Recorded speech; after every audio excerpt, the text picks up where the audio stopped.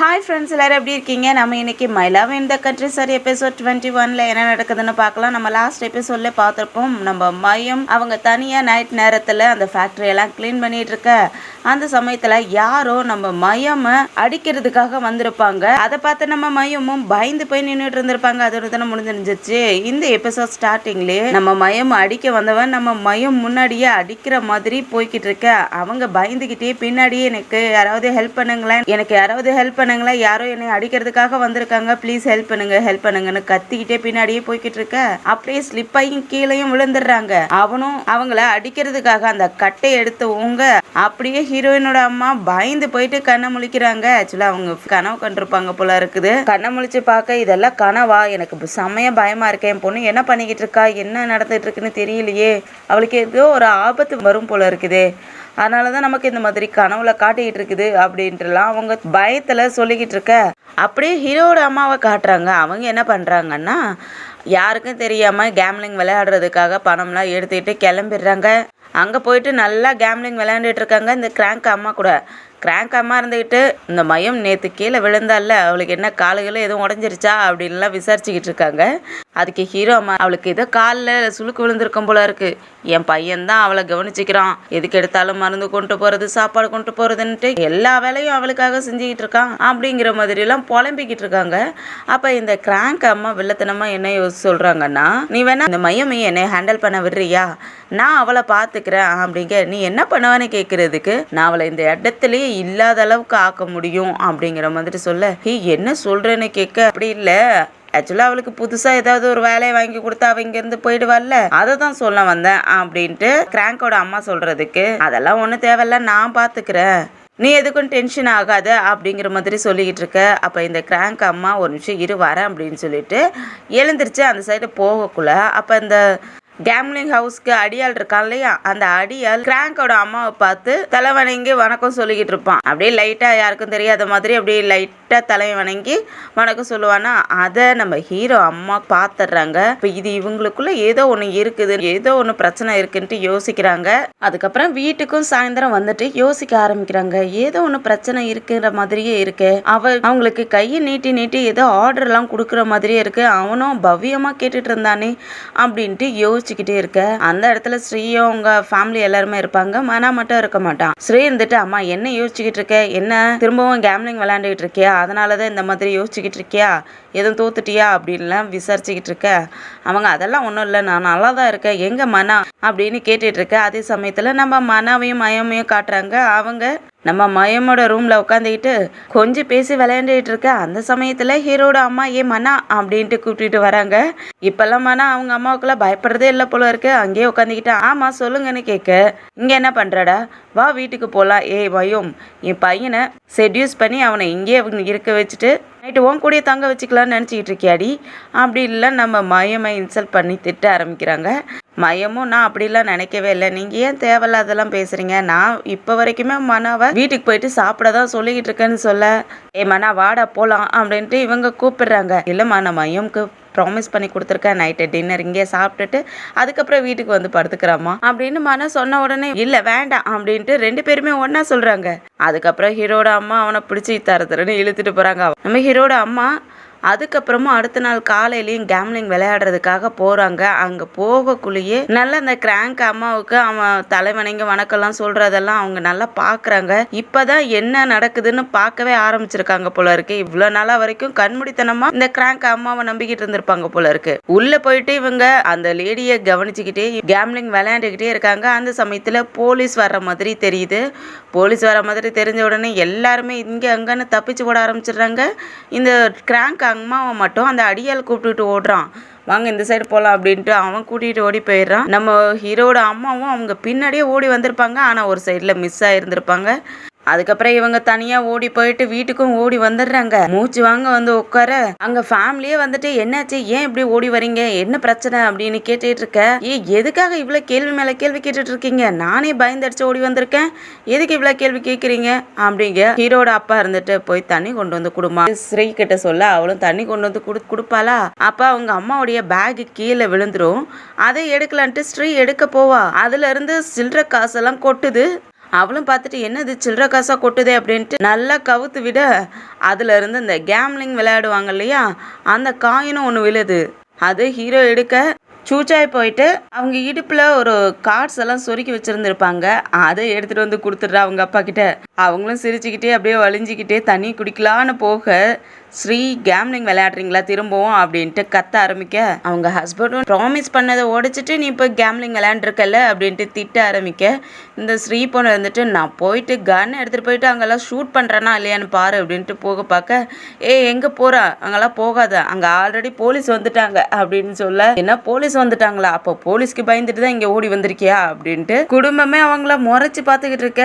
நான் ஒன்றும் ப்ராமிஸ்லாம் உடைக்க கிடையாது, நான் அங்கே போனதுக்கு ஒரு காரணம் இருக்குது. இவ்வளோ நாளாக கேம்லிங் விளையாடுறதுக்காக தான் போனாங்க. இன்னைக்கு தான் அவங்களுக்கு ஏதோ ஒரு டவுட் வந்திருக்கும், அதை கண்டுபிடிக்கிறதுக்கு நீ இனிமேல் போகலாம் அப்படிங்கிற ஒரு எண்ணத்துல இருந்திருப்பாங்க. ஆனா வீட்டுல கேம்லிங் விளையாடலாம் போக கிடையாது, நாங்க ஓனர் யாருன்னு கண்டுபிடிக்கிறதுக்காக தான் போனேன் அப்படின்னு சொல்ல எல்லாருமே இவங்கள ஒரு மாதிரி பார்த்துட்டு இருக்காங்க. அப்ப நீங்க நான் சொல்றதை நம்பவே இல்லைல்ல, நான் சொல்கிறது அத்தனையும் உண்மை, என்னை நம்புங்க அப்படின்ட்டு இருக்க. வா கோயிலுக்கு இப்படின்ட்டு அவங்க ஃபேமிலி பெரியவங்களோட சமாதிக்க கூட்டிகிட்டு வந்துடுறாங்க. என்ன சொல்கிறீங்க, இங்கே வந்தால் நான் சத்தியம் பண்ணணும் அப்படின்னு கேட்க, ஆமாம் நீ இங்கே தான் ப்ராமிஸ் பண்ணி ஆகணும், ஒழுங்காக ப்ராமிஸ் பண்ணு அப்படின்னு சொல்லிட்டு அவங்கள ப்ராமிஸ் பண்ண வைக்கிறாங்க.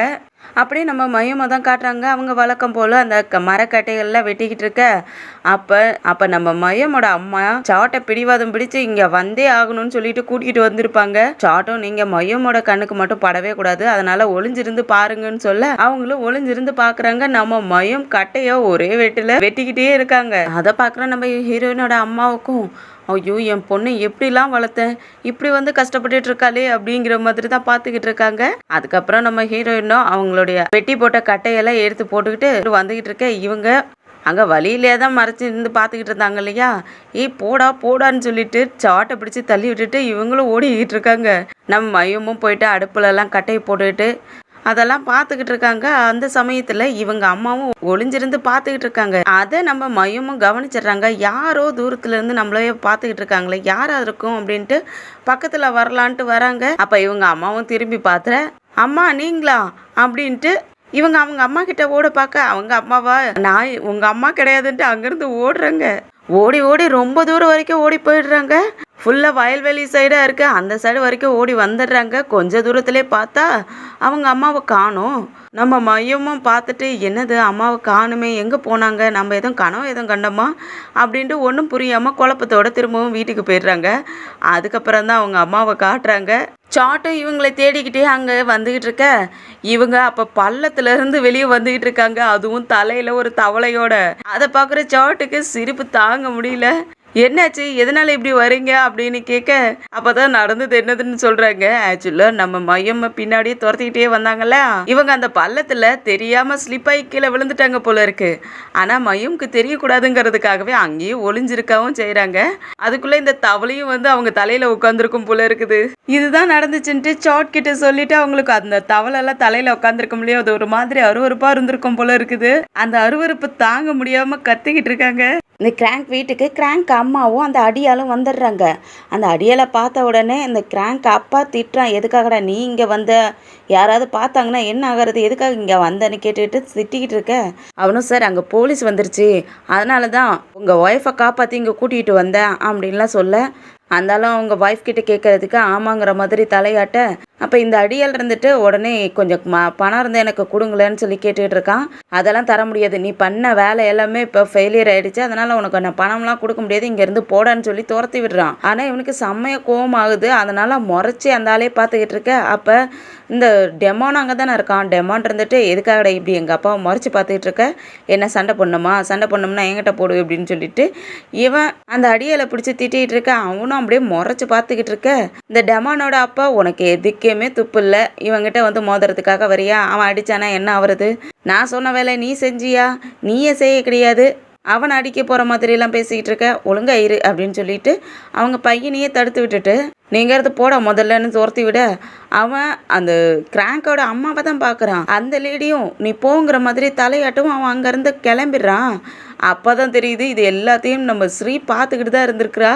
எதுக்கோ வந்தவ அங்கே நின்று இங்கே நடக்கிறதெல்லாம் பார்த்துக்கிட்டு இருந்திருக்கிறா. இதை பார்த்த ஃபேமிலியே ஷாக்காக அப்படியே இந்த டெமானை வெளியே கூட்டிகிட்டு வந்துடுறா.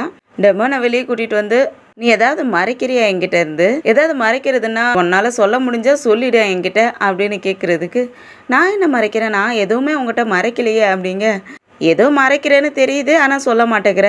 உங்கள் அப்பா வர உன்னை ஒரு யூஸ்லெஸ்ங்கிற மாதிரி திட்டிகிட்டு இருந்தார்ல, அதெல்லாம் நீ நினைக்காத.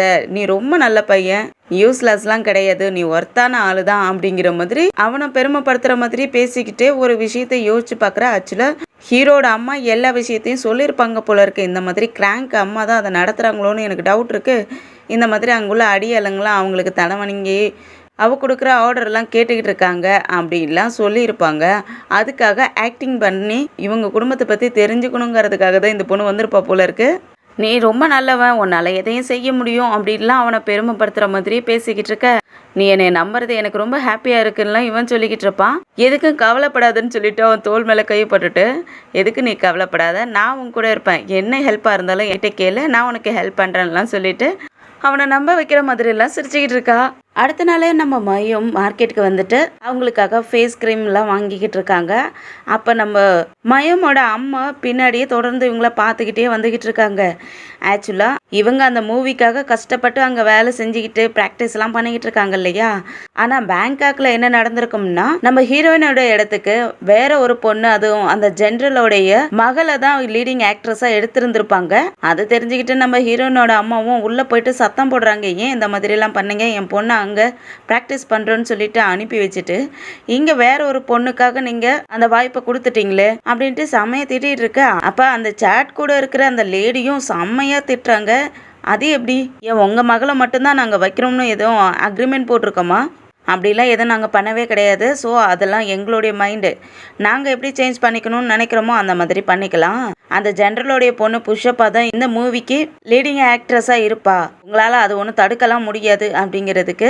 அப்போனா என் பொண்ணுக்கு ஏன் அந்த ஹோப்பை கொடுத்தீங்கன்னு கேட்குறதுக்கு, எங்களுக்கு ஜென்ரல் இப்போ ஃபைனான்சியலாகவே சப்போர்ட் பண்ணிக்கிட்டு இருக்காரு. அப்போ அவர் கேட்டார் அவங்க பொண்ணை ஒரு மூவியில் நடிக்க வைக்கணும்னு சொல்லிட்டு, அதனால் நாங்களும் ஒத்துக்கிட்டோம், இதில் என்ன இருக்குது அப்படின்ட்டுலாம் சொல்லிக்கிட்டு இருக்க. சரி, அப்படி அவங்க கொடுக்குற பணத்துக்காக நீங்கள் வேலை செய்கிறீங்கன்னா அப்போ நான் இவ்வளோ நாளாக கொடுத்துக்கிட்டு இருந்தேனே அதுக்காக அப்படின்ட்டு கேட்குறதுக்கு, அந்த பணத்தை எல்லாம் நான் திரும்ப கொடுத்துட்றேன்னு அந்த லேடி சொல்லியிருப்பாங்க. ஆனால் உங்கள் பொண்ணை லீடிங் ஆக்ட்ரஸாக மட்டும் எங்களால் எடுத்துக்க முடியாதுன்னு சொல்லியிருப்பாங்க. அதெல்லாம் ஹீரோயினோட அம்மா நினச்சி பார்த்துட்டு, உன்னோட உழைப்பு எல்லாமே வேஸ்ட்டாக போயிடுச்சு, நீ கண்ட கனவு எல்லாமே காணாத போயிடுச்சு, அவங்க உன்னை விட்டுட்டு வேற ஒரு பொண்ணை லீடிங் ஆக்ட்ரஸாக எடுத்துட்டாங்களே, நீ என்ன பண்ண போற அப்படின்ட்டு அவங்க யோசிச்சுக்கிட்டு ஃபீல் பண்ணிக்கிட்டு இருக்காங்க. அந்த சமயத்தில் நம்ம ஹீரோவும் அவங்க அம்மாவையும் காட்டுறாங்க. அவங்க இந்த கிராங்கோட கடைக்கு வந்திருக்காங்க. இவங்க எல்லாமே பிளான் பண்ணி தான் பண்ணுறாங்க போல இருக்கு. இவங்க குடும்பத்தில் ஒன்றா போய் பேசி அவங்க கூட நல்லா பழகிற மாதிரி பழகி அவங்க யாருங்கிறத கண்டுபிடிக்கணுங்கிறதுக்காகவே வந்திருப்பாங்க போல இருக்கு.